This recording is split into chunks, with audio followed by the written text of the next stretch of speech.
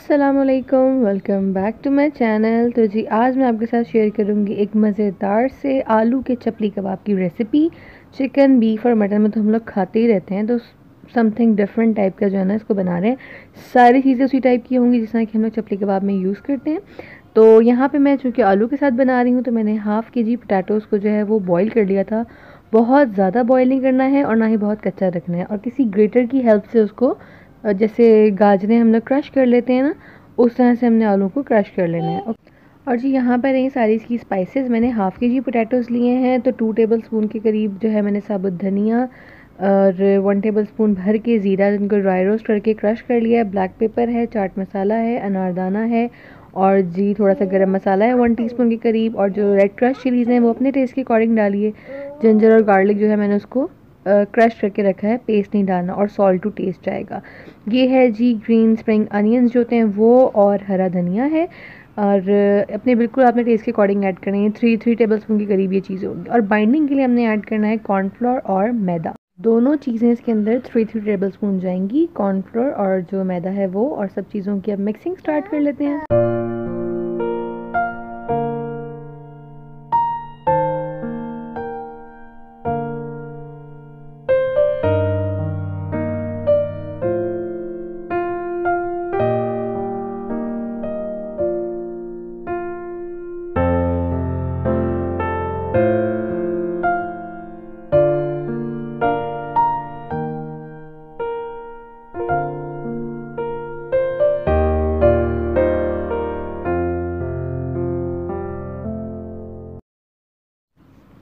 और जी यहाँ पर सभी चीज़ों को अच्छे से मिक्स कर लेंगे। और फिर उसके बाद बिल्कुल जो जिस तरह हम लोग चिकन या बीफ मटन की चपली कबाब बनाते हैं ना, उस तरह से हमने इसे शेप देना स्टार्ट कर देना है। तो मैंने यहाँ पे टोमेटो स्लाइसेस भी कट करके रख लिए हैं।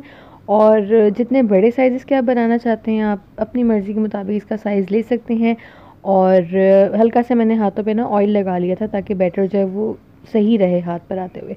ऊपर से ये मैंने इसके एक टमाटो लगा लिया है। और इसी तरह से मैं सारे कबाब जो है वो बनाकर रख लूँगी।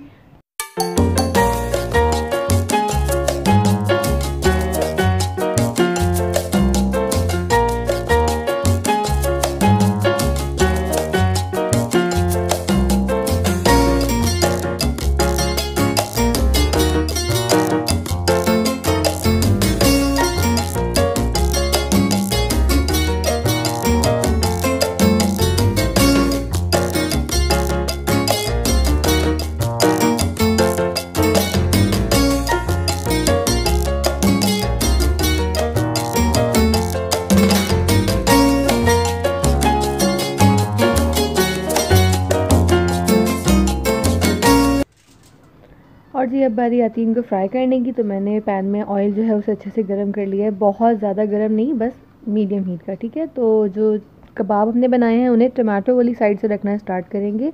और 5 to 6 मिनट्स तक आपने जो है ना इसको एक साइड से कुक करना और फिर साइड चेंज कर देनी। इसी तरह से लाइट गोल्डन अच्छा सा कलर आने तक इन्हें फ्राई कर लेना है। और जी ये हो चुके हैं यहाँ पर हमारे चपली कबाब तैयार, जो कि सीरियसली बहुत मज़े के बने थे। आप लोग भी इस रेसिपी को ज़रूर ट्राई कीजिएगा। रमज़ान आ रहे हैं, आप लोग अपने अफ्तार में से ऐड कर सकते हैं। मैक्सिमम 15 to 20 मिनट्स के अंदर ये जल्दी से तैयार हो जाने वाला स्नैक है। मिलते हैं जी नेक्स्ट वीडियो में, तब तक के लिए टेक केयर, अल्लाह हाफिज़।